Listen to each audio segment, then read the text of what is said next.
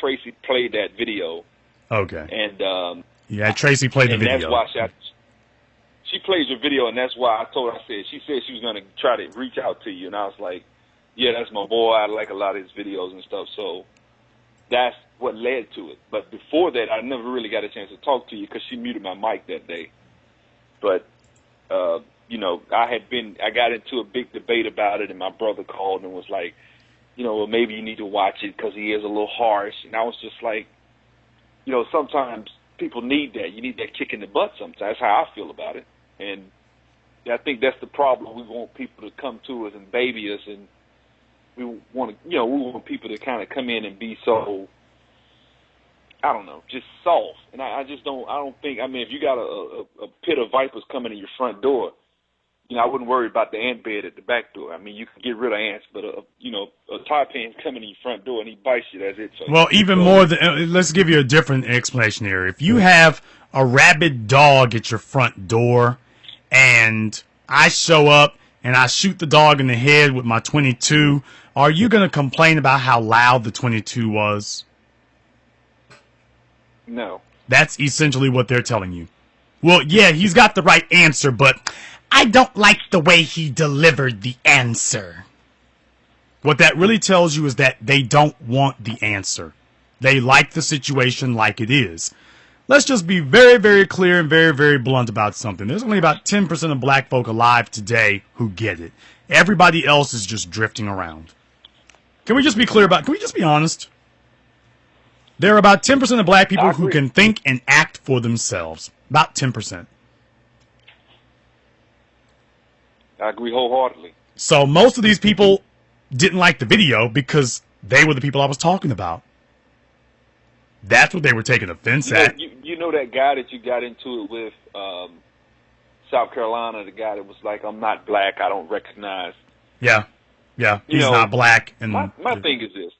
My thing is, to me, out of all the stuff you said, it's almost as if that's all they heard was that, you know, the little small little innuendos instead of, you know, my thing is, look at the whole thing, judge it for what it is. I don't agree with, there's nobody I agree with 100%. Nobody.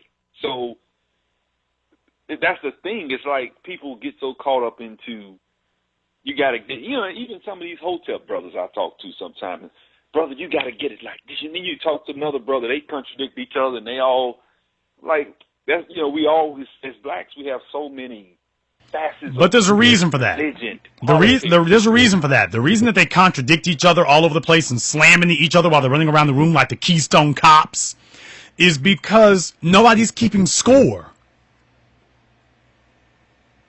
Do you understand that? Nobody is keeping score. Nobody is holding these people accountable for what they're wrong for.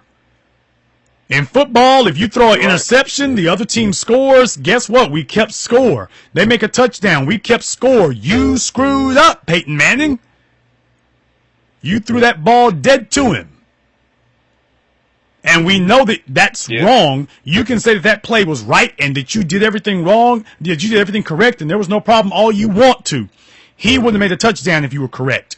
You messed up, and we know because we're keeping score.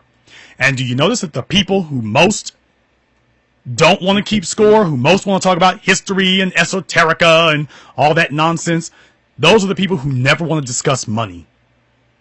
The people having the most bastard babies never want to discuss money. They never want to discuss a mechanism by which we can keep score and find out if this person really does know what they're talking about or whether they're full of garbage. They don't ever want you doing that. You know, one thing I kind of noticed, I've been called an Uncle Tom or whatever because I have unpopular beliefs, whatever. But my thing is, if you go back and look at what they call house Negroes back in the day, the house Negroes tended to be the one that wanted to stay on the master's plantation because of his resources. And the field Negro was the one that I felt like wanted freedom. But when you left the plantation, nothing was guaranteed to you. You could die because you could starve. You had to get your own shelter. You had to get your own clothes. So to me, freedom comes with having financial independence. And it's just common sense to me. I just don't see how anybody could refute that. That's why I'm for black empowerment. I can care less about your political leanings as far as Democrat or Republican, and that's the thing. I consider myself conservative, but at the end of the day, I'm like, where does the cart meet the road? Like, if I can't control the economy in my own community, then I'm going to be tossed to and fro by any whim of whatever somebody wants to say. So, but I'll be called a house nigga just because, and I'm sitting like, no, not necessarily. I think it's the other way around. That's just me. Okay, well, let me explain something to you here, okay? I'm going to give you an edict tonight, and I want you to keep this with you here, and if you ignore it, then you just ignore it. That's you. But from now on, for the rest of your life, I don't want you wasting any more time with people who are not producing. I do not do this broadcast as a way of convincing people who do not want to produce that they should produce. I hold this up as a beacon for the people who are already producing or want to produce to say, over here, brother, this is where we congregate. But I'm not trying to coerce or convince anybody that it's time to build. Don't waste your time with anyone who's not already on board. You found the haven of intelligent black thought. You've heard my broadcast. You've heard my videos. This is a place where you need to be. You'll find kindred souls here. But understand something. Don't waste another second of your life with people who are not producing. See everybody that you meet as a running back, a defensive lineman, or a quarterback. And then ask yourself, are they producing for me? You would never even consider putting someone on your team who told you, well, I don't work on Sundays or Mondays. Could you imagine being a football team owner or a coach with someone who told you, I don't work on Sundays or Mondays? Would you even interview them any longer? No. Hell, would you fly them down? Because you all bring in students to Alabama. You got one of the strongest football programs in the country. You all wouldn't waste time with a high school athlete who told you all that he doesn't work or play or do anything on Sundays or Mondays. On Sundays, all day on Sunday, and on weekday evenings. He does not play football on Sundays or weekday evenings. You'd be like, well, hell, we can't use you at all. So glad we didn't spend the plane fare to bring you down here. And that's the way it is. When you're talking about getting free and somebody else is talking about being comfortable on the plantation, he just told you, I don't work on Sundays or weekday evenings. Well, thank you very much for not having me waste my time. Let me get you out my cell phone and let me block you on Facebook. And I do it daily. People can sit here and count down to when I'm going to start blocking people. I block people. I remove people from my friends list daily. I block people daily. Power is not inclusive. Power is exclusive. I've got 4,000 friends and followers on Facebook. And let me tell you, I really think I have about 3,900 too many. And I'm just being honest with you. I think I got about 3,900 too many. Mr. Black, the next day after you got off, I called back, and the guys were like, because I was kind of like speaking for you on your behalf. And they were just talking about, well, why can't, the white community get involved on this and have a certain dialogue? And I kept saying, I said, we don't need a dialogue. It doesn't have to be us talking to you guys. I shouldn't. He's like, well, it comes off a certain. I'm like, well, it shouldn't. We shouldn't concern ourselves as African Americans. Like you said, we should be unapologetic about it because Asians are. You never hear Asian people say that. Why is it we're not including some blacks in this conversation? You never hear Jewish people get together at their synagogues and say, why can we don't include some blacks in this conversation? You never hear Arabs say, why can we don't have more blacks in this? Why don't we have any blacks in this conversation? You never hear that. Black people are the only people, and the first ones we go to are white folk. Black people get together in a group, and the first thing they look around and say, well, How are we going to accomplish anything? I don't see any white people here. How are we going to get anything done? We don't have any white people to sign off on us. We're the only people who are looking for a pat on the head. The only ones. And then can't figure out why we can't get anything done. Because not only are we looking for a pat on the head, we're looking for their approval and their permission. Well, are they ever going to let you do anything that does not empower them? Are they ever going to let you do... You can do things that empower you, but they're not going to let you do anything that empowers you if it leaves them out of the loop. And that's just called self-interest. Why would he sign off on something for you that has nothing in it for him? Why would he do that? Well, Mr. Black, I was in the mall yesterday. And in Montgomery, Alabama, it's supposed to bus boycott. A lot of black people, my mom and all of them did the bus boycott. So you would think that it would be a very, proud group of people. Two things I noticed. Number one, I went to this, I walked by the sports store, and on the front they had Jordan Retro 10 sold out. Of course, it's tax season, so I took a picture of it. Then I went and I walked in this embroidery. We have this new store, it's an embroidery store. So I walked in, saw this African-American girl sitting up front, and she was doing some stuff in the back. So I said, well, is this your store? And when I asked her, this Korean lady, because, we got this Hyundai plant here, I guess she got, what did you say? Like, with a real funny attitude, like, I guess she got offended. Because I asked, and I just thought, I was like, these people, these Koreans come over here, and they are at war. They're coming in. Yeah, they sell out our stuff and they talk to us, but these people they don't like us, and they look at us like we are at war. And when they see someone come in that thinks like you or me, we're enemies. We're the enemy to them because they know these brothers see what's going. They know that we're committing warfare by coming into your communities. Because Montgomery's on the census is one of the most densely populated African-American cities in the United States, like number 8 or something like that. 70% black. You got a misnomer, brother. These people come in. You have a misnomer. And when I asked them who owned the store, she was really offended by that. You have a misnomer.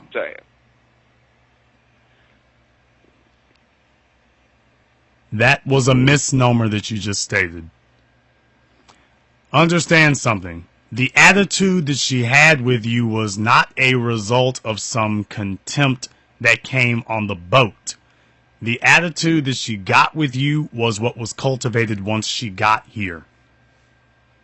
Familiarity breeds contempt, and submissiveness breeds abuse. What every psychologist will qualify and will verify is that the more you let someone abuse you, does that make them feel sympathetic towards you? No. It actually leads to them becoming sadistic. Now they just approach you out of the gate. Hey, nigger. Because there's a part of their psyche that has cruelty is a part of the human psyche. And we don't get to exercise it very much. So when we have a place that we can exercise it, we go all out. We go sadistic. And that's exactly what she did. That was what occurred. So understand something. Our weakness is not making people sympathetic towards us. It's making them hostile. Now, she never would have done that with a white person if they had said the exact same thing. She never would have done that. But that's because she understands that they've got power. Because you never know. You tick off the wrong white person, he'll build a store across the street from you. She knows that will never happen with you. She looks down on you because she has power and you do not. And every word that comes out of your mouth is an annoyance. You're annoying to her just being there. Well, I'm the customer. Well, we live in a world that runs on money, so out of necessity, she has to be there to make money. But that doesn't mean that she's happy that you're her customer base.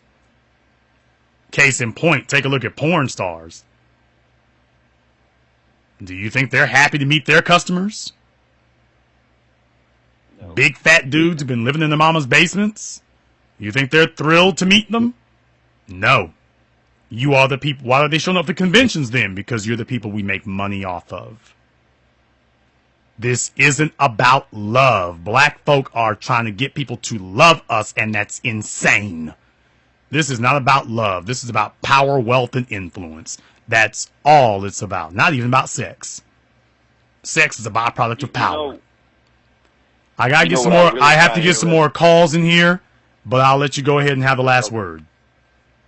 Well, my last word is that what I find really interesting is that black women will go in, break bread with these. I find more brothers that are awake than sisters. Because sisters are the ones, they spending 75, 80 cents of every dollar we spend in our communities going through their hands. But when it comes to these brothers, the sisters, it just seems like they're more asleep than it. And you can sit and show them videos and books and talk. They don't have an opinion either way. Okay, they don't. And do you know why? And do you know why? So this is why y'all need to listen to a real broadcast that is going to tell you the truth.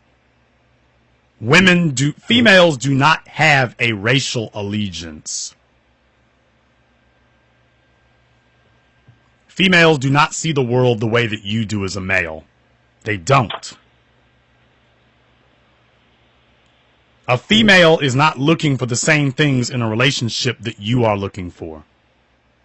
She's not looking for the same thing. And when it goes to the marketplace, she's not looking for the same thing either. That's why women's underwear is made of all kinds of fancy materials with designs on them.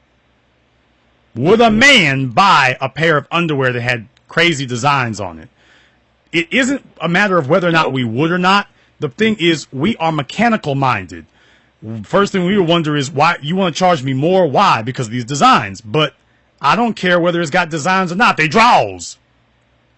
I don't sit there in the mirror preening and looking at myself. My point is, they have a different set of priorities. Black men are under the ridiculous, idiotic, myopic, and handicapped notion that women are supposed to just have an innate biological loyalty to us, and that's wrong. White men understand this. Asian men understand this. Asian women are the women most likely to date outside their race. Jewish people understand this. Arabs understand this. That's why they keep such a tight rein on their women. Frederick Douglass had a white wife. That's all you need to know about women's loyalty. Women do not subscribe to a ethnic loyalty the way that men do. They never have. Women go for the man who has the most power because women seek security. Why? Because a woman worries about two things in this world. She worries about some man running up into her face and punching her in it, and she worries about some man running up on her and raping her. Those are the two things she is concerned about.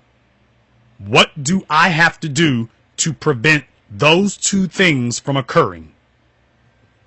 And she weighs all of her daily decisions against those two considerations. What do I have to do to prevent that?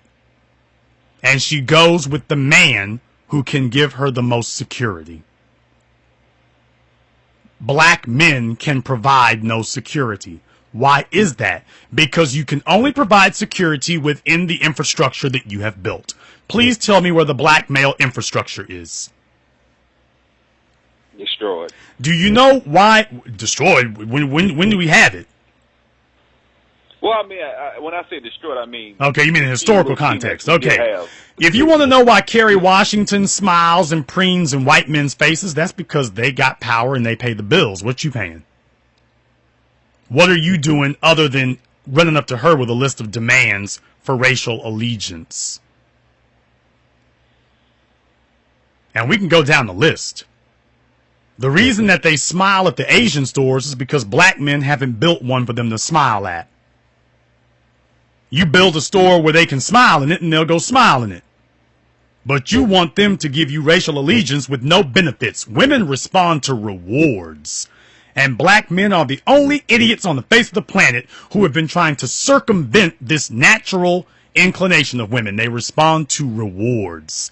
And black men trying to get women to respond without rewards is as ridiculous and ignorant as black women trying to get black men to respond without sex appeal. Let me be fat with my belly hanging over my waist. Don't you want a real woman? You're just a real big woman. Yeah, well, you a lame nigga. That's what you is. She wants your allegiance without sex appeal. You don't even feel like you're with a woman. You feel like you're with another man. She hasn't cultivated any of the properties that engender femininity, but she's got a laundry list full of complaints and demands to drop on you. So it's got nothing to do with black women having a natural inclination outside the race. It is just simply that women as a species do not have a natural inclination to their ethnicity. Men are protectors and providers, emphasis on protectors by nature. That is why we are tribal by nature, because tribalism is what protects our people. Women are not protectors by nature. They're nurturers. And a nurturer needs a place where people ain't shooting at them with arrows and guns and bombs, which means she's going to go for the man who can provide her the most security against dangers. And in this society, security starts with your finances. And we've been trying to circumvent that.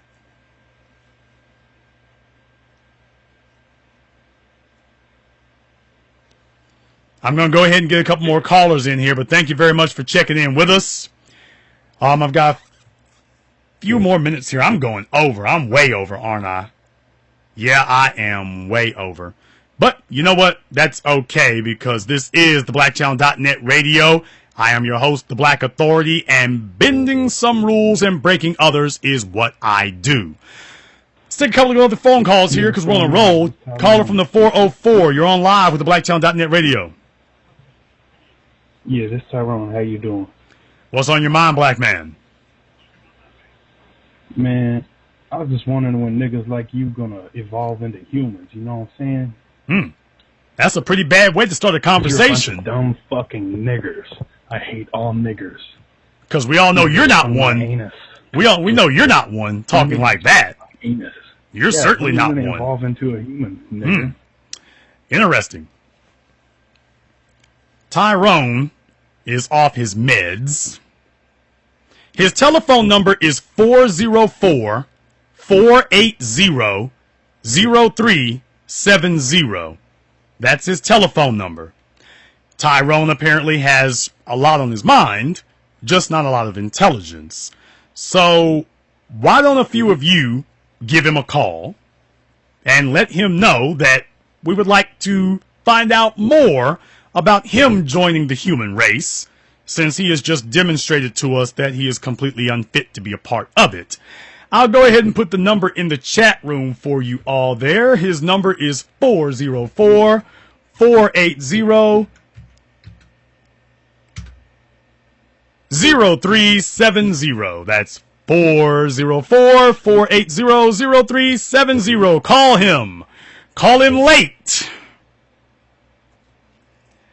Caller from the 661, you're on live with the BlackChannel.net radio.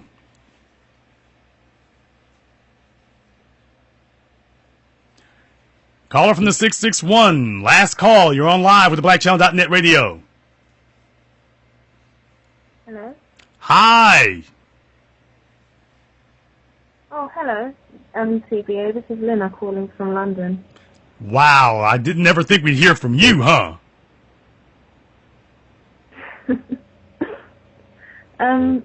Yeah, I'm just, I find this broadcast to be a breath of fresh air, really. I'm glad I got through, and I'm glad to hear that your documentary's come to fruition, and I can't wait to support it.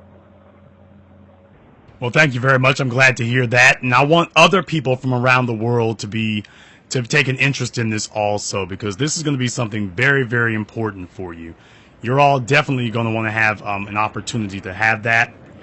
And we definitely want to have an opportunity for you to join us for that as well. Yes, well, it's really important. It's a pity that there's not that many of us that are like-minded on this subject. It seems very difficult for people to just admit that they're black these days, but that's another story. Yeah, this topic really struck a chord with me. I was actually listening, falling asleep, before the broadcast came on, and when you said that this was important for young people to hear, I got out of bed, so I'm wide awake now, and I'm glad that I've listened. The caller from New Orleans really caught my attention, because unfortunately that mentality amongst the previous generations is all too common, even across the pond.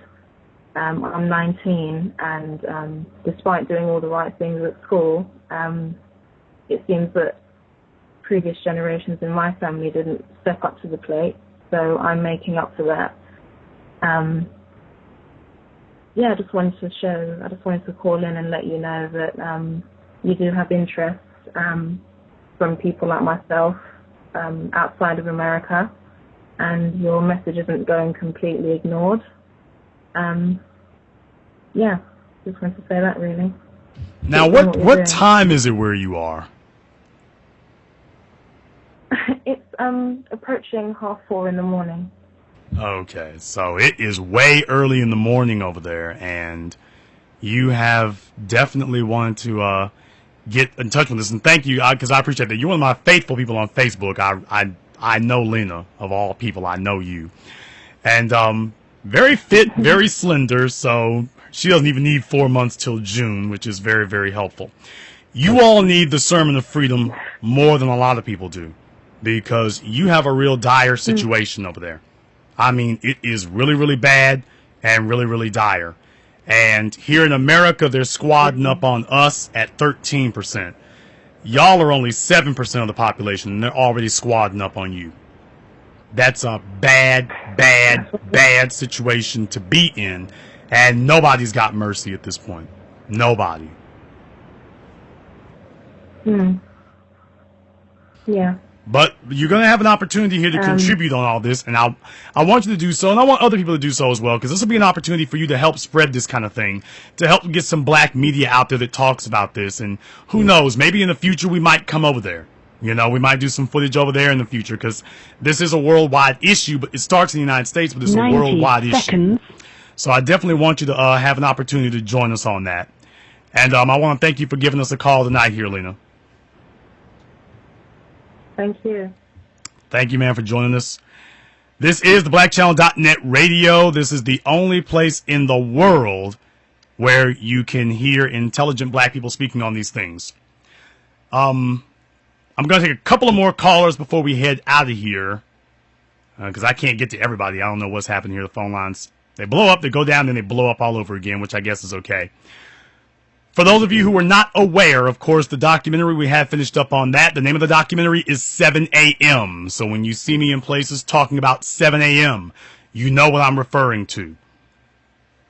If you're black and broke, it's time to wake up. And it begins with everything that we do after 7 a.m. It's got one of the most prestigious lists of people that you've ever seen in your life. Morris Levin, Shalimar Blakely, Umar Johnson, Alayla Bundles, Brett Pulley, Dr. Claude Anderson, Don Peebles of the Peebles Corporation. So definitely there's going to be something in particular that you're going to want to keep in mind as far as keeping up with that. This documentary is going to be groundbreaking. It's going to be historic. It's going to be like nothing else that you've ever seen. So definitely you want to be a part of this. And also I'll be giving opportunities for people who want to invest in it. If you want to exhibit it, you're going to have the opportunity to buy in. That's right. You're going to have the opportunity to be an exhibitor for it. And you will be able to be cut in for a percentage of the profits. And I'm not talking about just 5 or 10% either. That's right. This will be an opportunity for you to practice group economics and not just hear about it. When I told you that this project will be revolutionary, that's exactly what I meant. We're also going to be kicking off a crowdfunding campaign as well to give you the opportunity to contribute to the promotion of it. We've already finished filming and everything. Production has already been taken care of. We've already got an advertising budget, but we're now going to give you the opportunity to amplify that so that we can start gauging exactly who wants to see it, where they want to see it, how much interest there is in this. You haven't had anybody who's spoken this voice for you before. This will be your opportunity. I'll go ahead and see about taking one more call here if we can. Caller from the 612. You're on live with the BlackChannel.net radio. Hey, good evening, TBA. This is Q Adams from Minneapolis, Minnesota. This is Quentin Adams on the line, everybody. Quentin, I don't know what took you so long to call in, but I actually called in like 2 hours ago, and I was waiting for like an hour and a half, and then it never picked up. So I just did you hear me on the line? What's that? Did you hear me on the line? Just now, or When you called before? no, I didn't. No, you said you had a long line of people, so I just waited. And No, waited, I'm saying, did you hear me talking? I did. Yes. Yes, you should have just stayed on the line. What else do you have to do on a Monday night? Well, I'm actually like programming 3 websites right now, so I was doing Programming that 3 in between websites. You're working. supposed to be worried about just one. This is what happens when you're young and super enthusiastic. This is kids. What the heck's the matter with these kids today? All right, well, there's a reason why I do tolerate Quentin more than I would most people, because Quentin was my cinematographer for the documentary. So if you all wonder why I have such incredible patience with him, that's why.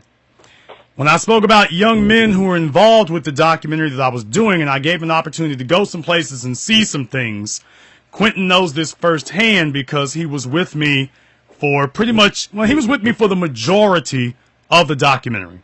He wasn't there for the first part of it. He wasn't there for the very end of it, but he was there for the major pieces of it. So, Quentin, let's just check out a couple of things here, because there are some people out there over the years who have questioned certain things. Now, did you actually meet me?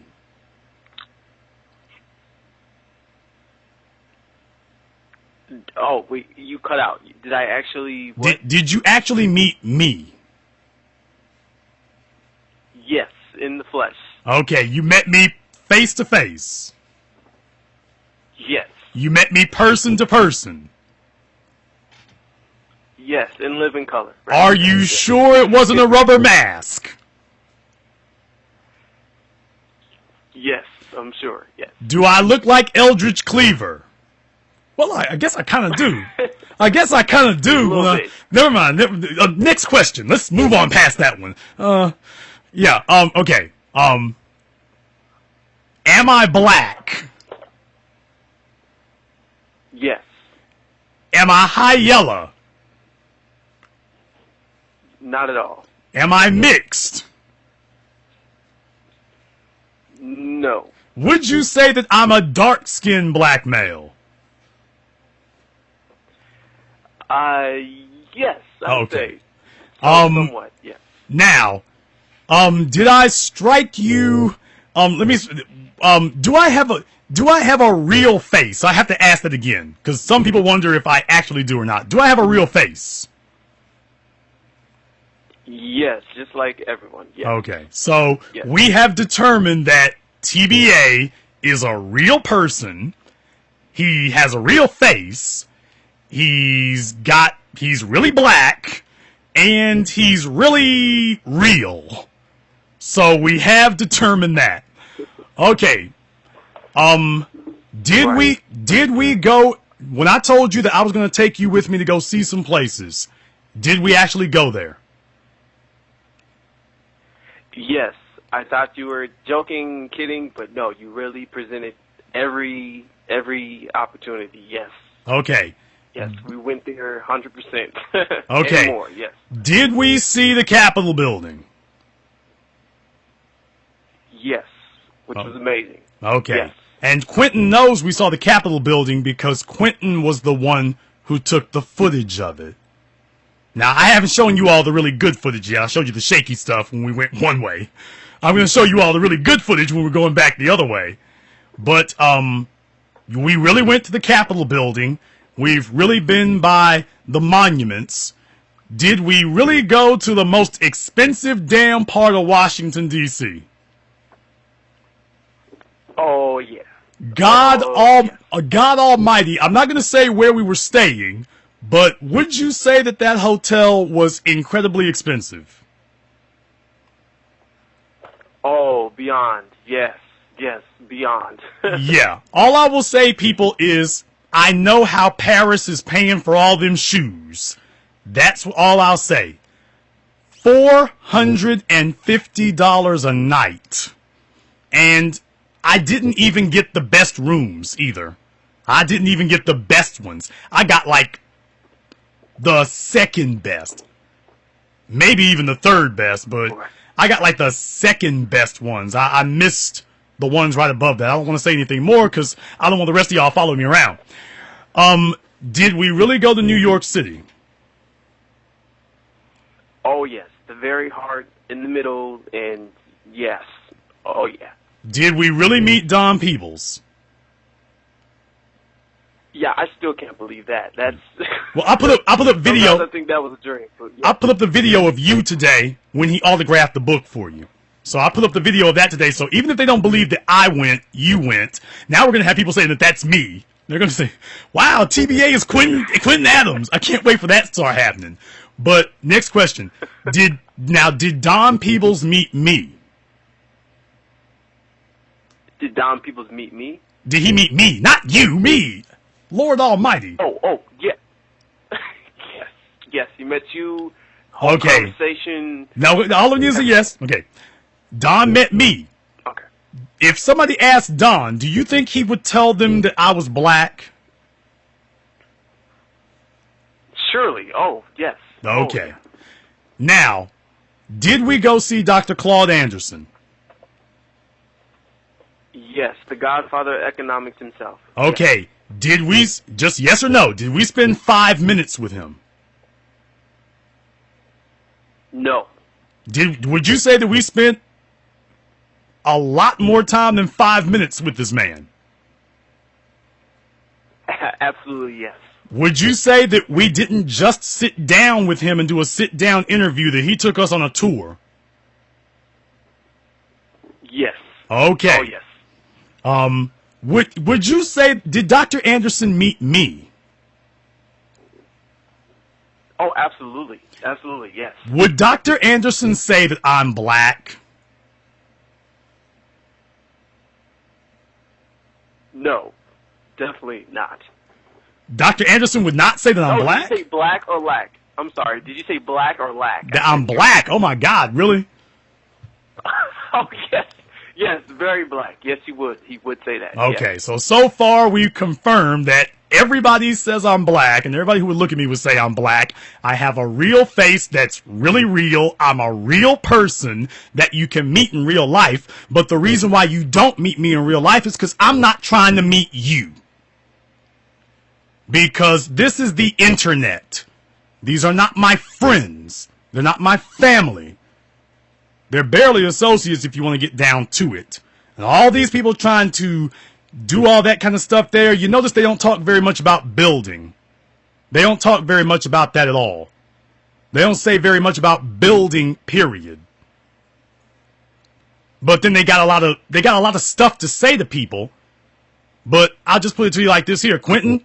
Do you remember when you gave me, because we're not going to go into figures here because your rates have gone up considerably, and I guess that's understandable.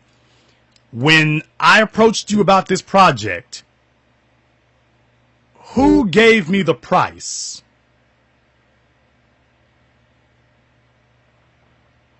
I did. I let you know. Yeah. Okay. When you gave me the price, was there any trouble with you getting paid? Oh, no, none at all. Okay. None. I'm going to ask a question here, because we're not going to go into other stuff right there, because it's on a case-by-case basis, and I'm not here to blow up your spot or anything like that. People need to call you and do business. The fee that you charged me to be with us all those weeks, would you say that it was more than $100? Oh, yes, definitely. Would you say it was a lot more than $100? Yes. Would you say it was a lot more than $500? Oh, yeah. Oh, yeah. Okay. My point is, when it was time to pay him, there wasn't a problem paying him. I will tell you all, it was a lot more. The amount is not expressed in hundreds. I'll just put it like that. And Quentin will tell me if I'm lying. The fee was not in hundreds. The fee was higher than that. But when it was time to pay him, he got paid. And by the way, Quentin, you got paid like a month before we even went and did anything.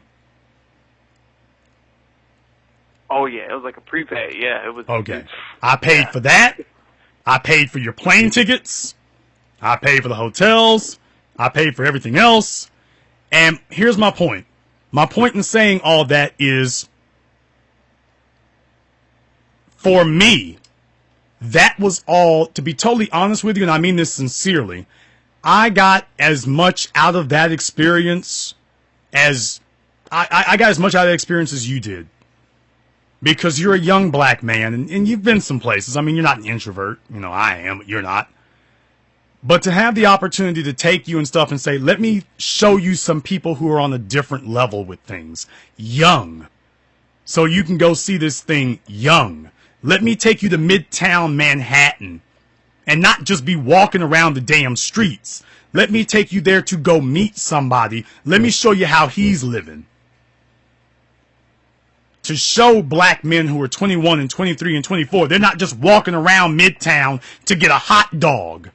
Let's go take them to some of the people with money who work there and live there, and not just work there, but own something. Some of the people who own something. This is one of the richest black men on the planet, and I'm like, you know, you were 22 at the time. 22?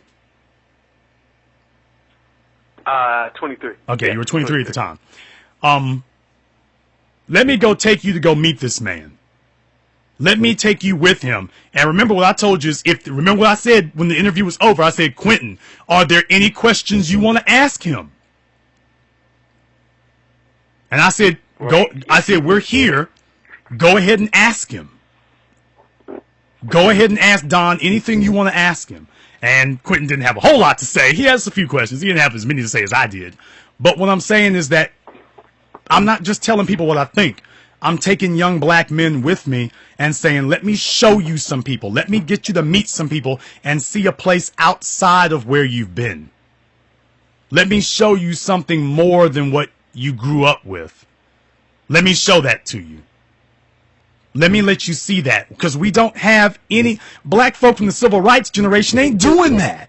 You don't see any of them taking young men like yourself and saying, you know what, I'll take you all expenses paid, because you learned as much on going on that thing, you know, beforehand. I mean, you learned things about, you know, perfecting your filmmaking and stuff on that. And I'm just saying, take them with you so that they can learn and go see some places, because you got to see what it was like to be shooting from, you know, 25 stories up in the air.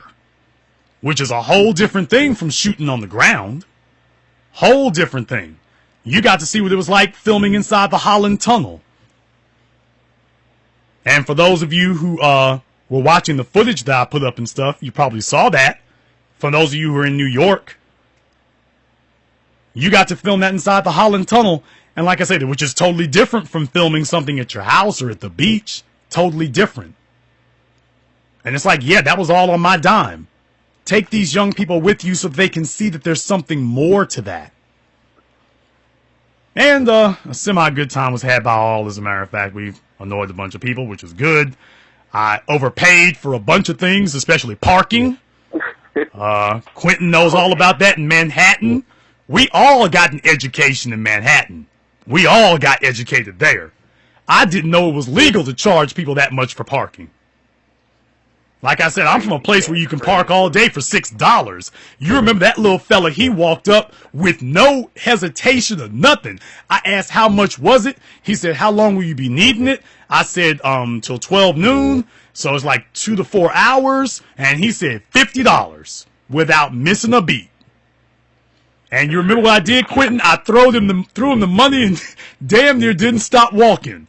I was just so happy to find a place to park, because remember, every place we went, they put out the yellow signs, no parking. And it was like just a few hours ago, we could have parked anywhere. And just in the space of a few hours, you couldn't park anywhere. And folk who are from the South, kids are from the West Coast and stuff, they need to come see that kind of thing so that they can see what it's like in a place like that. But beyond that, you saw the street vendors and all that stuff. You saw the signs that said you cannot park unless you have a business license. Like you remember the red, for those of you who have not been to Midtown in Manhattan down there in the area, they have these red parking signs. And folk who live there will bear me witness. They got those red signs that say that you have to have a business permit to be able to park there. And it's only like, I forget how much time it said, like 2 hours or something like that. But so basically what it's telling you is that if you're not in business, you can't park downtown on the street. You can't park on the street if you're not in business. When they say financial district, they mean financial district. Oh, yes. Money runs it. So tell me what you thought about your experience of meeting these people.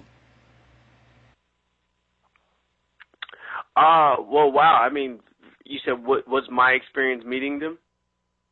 Yeah, what did you think about that? Because I know what I thought about that. I mean, I was really, really I'm just gonna say it. I was really, really happy about that. I'm gonna just say giddy, you know. But what did you think about meeting all those people? Wow, I thought it was, make believe, because these are people I've seen and on CNN and PBS, and I mean Dr. Claude Anderson. I mean, I've seen all his work and read some of his books, and I never thought I would be able to have a conversation with him and just talk about stuff that is affecting the young people today, and just the economic parts. And I mean, I was just blown away. I think that has changed my whole thought pattern of anything that is possible. I'm just blown. I was blown away.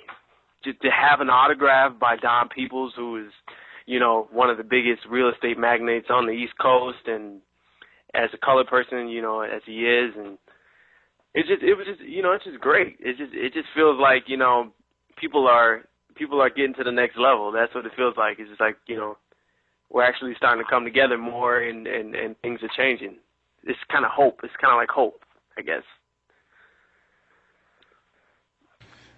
Now, like I say, because Professor Black Truth said this yesterday, that it's like first people thought I was joking when I said we're gonna have to go to Washington and Philadelphia and New York and some other places to meet these people. Who you gonna go meet? Well, nobody, just a couple of people here, and they didn't know it was serious about it. But I brought you along on that because more than that, he said something years ago, and it was absolutely correct. You cannot teach what you have not seen.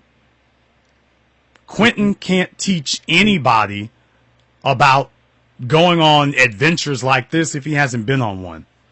If you've just been daydreaming about it, you can't do that. And, Quentin will tell you all that I spent a majority of my time when I was talking to him, giving him tips and pointers and everything else on what to do with his business. And I spent a long time doing that as well. I didn't just sit there and stuff and, okay, tag along, try to keep up. I sat down and said, hey, these are things that you can do to improve what you're doing. These are things that you can do to help modify what you're doing. We don't spend enough time sitting our young people down and doing that with them. We wait until they're damn near 30 and then want to run up in their faces trying to sit up here and talk to them. And that's crazy. We need to get them when they're young. We need to get them when they're first expressing interest in these things. And we need to talk to them then. If you're going on a business trip, white folk think nothing of taking somebody on a business trip with them. They think nothing of it. They think nothing of mentorship. Black folk just want to sit up here and brag about, well, I bought this Cadillac. Damn you and your Cadillac, dude. If all you can do is get something for yourself, who gives a damn? Are you able to sit somebody else down and show them how to get what you got? Can you do that?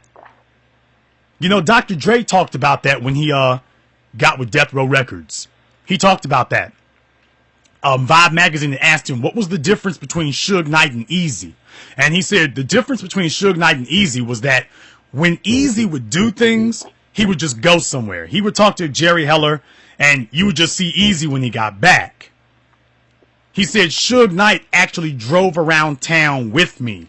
He took me to the record companies with him. He would go on these trips, and he would take me to the meetings with him. That was the difference, he said. And understand, Dre was in his 20s, late 20s by then. He was in his late 20s. And he was just now getting to a point where somebody took him with them and said, hey, come watch what we're doing here. He had just gotten to that point. And I'm just saying that Quentin is a case study here. You know, I'm hoping he got something out of it. I'm hoping he saw some things. And if you all like the footage that you saw so far, like I say, that's only some small snippets of it. But if you all like the footage that you saw so far from my trailers, especially trailer number 2, because that was all Quentin's work there. Trailer number 2 was all Quentin. If you like his work or if you want to see more of it, Quentin, why don't you go ahead and let everybody know about your company? Oh, yes. Yeah, I do film and directing, like music videos and film work, and my work can be found at sharpestmemory.com. It's SHARPEST memory.com. And I'm actually starting another company in the next few months for just film, and I'm going to be doing some more movies and stuff like that. So, I just got some new stuff coming out that I'm working on, and you could just definitely check it out online. And there's more work there online. Mm-hmm. Well, definitely, like I say, I don't know how things are going to go with this documentary per se. If there is a follow-up to anything, if I do a follow-up project, though, you'll be one of the first people I contact. Well, you'll as far as for camera work, you'll be the first person I contact for it. And like I say, if we do another one like this time, I told you to just bring your bags. Next time, bring your passport. Wow. And I'll say, all I can say is I don't know if they got any $500 a night hotel rooms. I'm pretty sure they got some $500. I don't know if they got any $500 a night hotel rooms in Nigeria or Ethiopia, but we're gonna find out. Wow, that's amazing. I'm ready. Whenever it comes, I'm ready. Well, assuming how things go with this one right here, and like I say, when I say assuming how things go, it's not from a financial standpoint. I really just mean it from a motivation standpoint, because this documentary is going to answer a lot of questions for me. I will only do another one or a follow-up to it if I feel it's necessary. If I feel that there's more to be said and there's a bigger picture forming, I will do another one. Outside of that, I don't really see a situation where I do that. But Quentin, I want to thank you for coming along with me for this trip here. I hope you picked up a few things about life, because I didn't just bring you along, because you could have worked a camera anywhere, okay? You already had customers. You didn't have to fly across the country for me and all over the place to get work, okay? I wanted you to come. The real reason I wanted you to come along with it, and I wanted to drag you from city to city, was I wanted you to see some places. And, you and me saw some places, all up and down the East Coast and stuff where, if you remember, when we were in Midtown Manhattan, how many black people did we see? I remember seeing one black person. I remember seeing one black person walking down the street, and I've been over the footage that we got, and I saw one black person. It was a black female crossing the street. But we didn't see very many black folk there. I'm talking about, I think, one of the cops, one of them traffic cops was black. Okay, we got that. One of the civil servants was black. But you could have, am I lying? And anybody in New York will testify for me. We could have counted the number of black people that we saw down in Manhattan on one hand. And the streets are packed with people. The streets are jam-packed with people, jam-packed with cars, and we could have counted the number of black people that we saw on one hand. Gentrification is not on its way. It's there, and it's well underway. And, you remember we saw the same thing in Philadelphia. I'm giving away some of our spots now, but I'm not going to do that no more. But we saw the same thing there. We saw the same thing going to go see Dr. Anderson. We saw the same thing in the Capitol, Washington, D.C. But do you remember, though, when we got to the hotel, other than the folk who worked there, now all the people who worked there, and when I say worked there, I'm not talking about behind the desk. Quentin knows what I mean. The folk passing out towels and the bellboys and stuff. These were senior citizens. They were black men, but they were bellboys. But if you remember the valets, you remember none of the valets were black. Just a bunch of young white kids. And that, all white. And that dirty bastard who hit me for all that damn money to park that car. I'm still upset about that, by the way. Quentin to tell y'all, Quentin, because remember, he drove off with the car before they told us how much it was to park it. Yeah, he did. $45 to park the car. He drove off with the car before he told us what it was to park it. Right. Yeah, I'm upset. TBA, yes, it's almost a year later. That wasn't your $45. Didn't you say you paid 100 times that? Well, 10 times that amount for the hotel room? That's not the point. The point is, I saw the price of the hotel room on Travelocity. I didn't know. I figured for that kind of money, it shouldn't cost me anything once I get there. They got a whole different view of it once you get there. They got a whole different view. Oh. So, like I say, I'm glad you got to see that kind of thing too, because people who don't live in those areas, all these anecdotes, how long would it take for us to assemble all these things ourselves and to see all those things ourselves? How long would that take? DC, which is supposed to be a black city, and yet you and I can show black people places where you can't find a single black person. And if you'll remember, even when we went down to the historic district, there weren't a bunch of black people down there either. No, it was tourists and white people, and I think the people that were black were picking up garbage, like the ambassadors of the city or whatever. Yeah, I think I seen maybe one older black woman who was picking up garbage, but besides that, it wasn't much there. Driving around Pennsylvania Avenue with the Washington Memorial, the Capitol building, coming back up Capitol Avenue, Federal Plaza, whatever the hell that damn thing is. We didn't see a bunch of black folk around there. We thought we were in D.C. We play this like it's a joke, and it's not a joke. It's not a game. And you got to see for yourself. We can take you to 3 cities that we thought had a sizable black population, and I can show you areas of those cities where you can't find a black face if your life was on the line. So, like I say, on top of that, I hope it's a learning experience for you because, I want you to pick these things up and run with them yourself. I want you to pick them up yourself and run with them. Don't just watch me. Pick them up, run with them yourself. The things that you learned during this and the things that you've been learning along the way, don't be afraid to dispense the knowledge that you have gained. You're not sure about everything, but the stuff you do know, don't be fearful about it. Don't be afraid about it because we need more. We can't just leave Don out there by himself now, can we? Right. No, not at all. I'll let you have the last word, brother.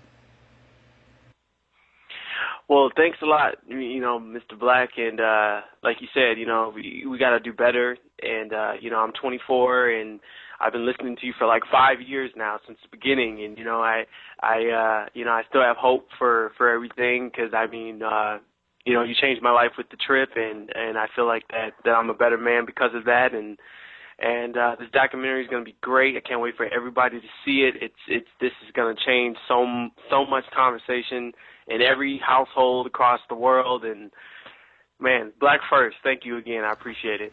Oh, and there's one more thing I want to throw in here, because Quentin's not the only young man that I knew here, but he's one of the only ones that I worked with on this. And out of everybody here, there are only 2 other people on this website who've actually seen me in person. Because I'm not trying to meet people like that. And Quentin will tell you from in person, I didn't want to talk to people in person who it wasn't about money. Quentin, did I do a bunch of socializing? No.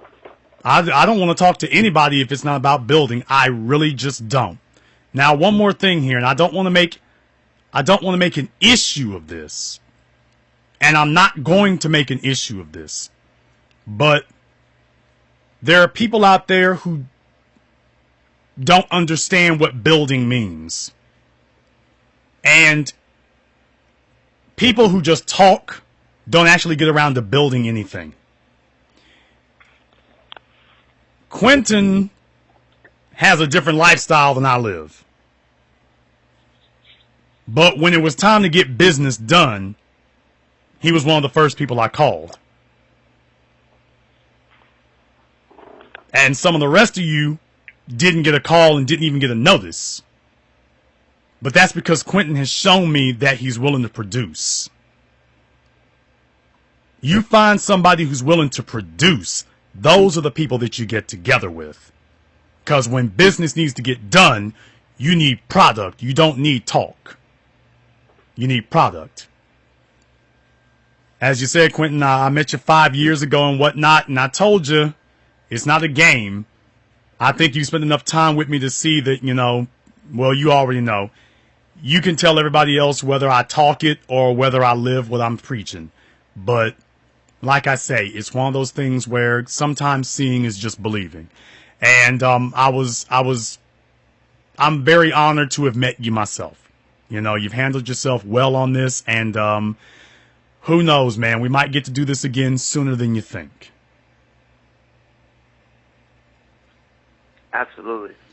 Well, much success, hopefully, and to bigger and better stuff. Because there's a lot of work to be done still. So. And we're just getting started. Thank you for calling in, brother. Black first, as always. I'm just going to end here. Everybody else, I don't know if I'm going to broadcast tomorrow or not. I'll make up my mind. I might broadcast, I might not. I don't know. I'll think it over. I will be broadcasting again later this week, so we'll get to that when we get to that. So if anybody's got any questions about that, if you've got any questions about me personally, if you've got anybody out there trying to make snide comments and, oh, he could be this or he could be that, or we don't know if he's white or whatever, he doesn't show his face, you know what? Hey. The people who care don't count. And the people who count don't care. So you can sit up and wonder about my face all you want to, and you can wonder about seeing me all you want to. You know what? Yeah, you haven't seen me. Most of you haven't seen me. I don't know what I'm gonna do about that. Most of you haven't seen me.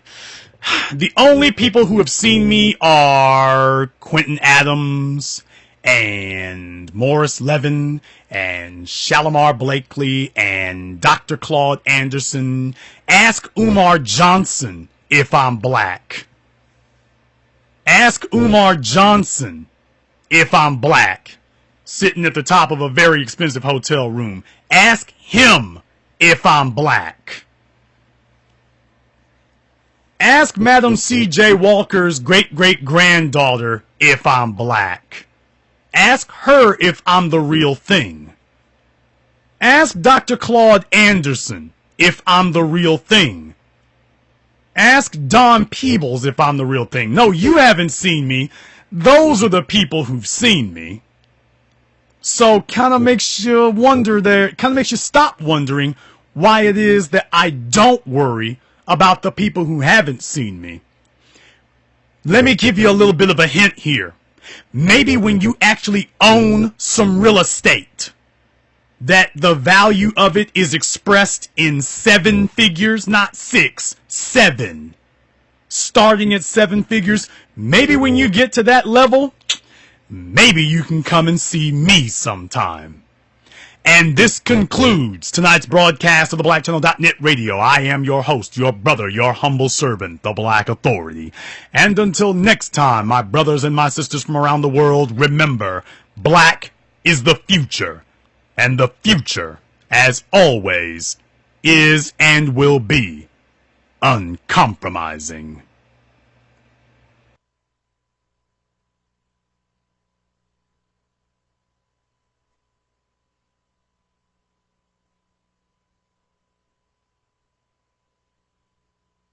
Thank you for using Blog Talk Radio. Goodbye.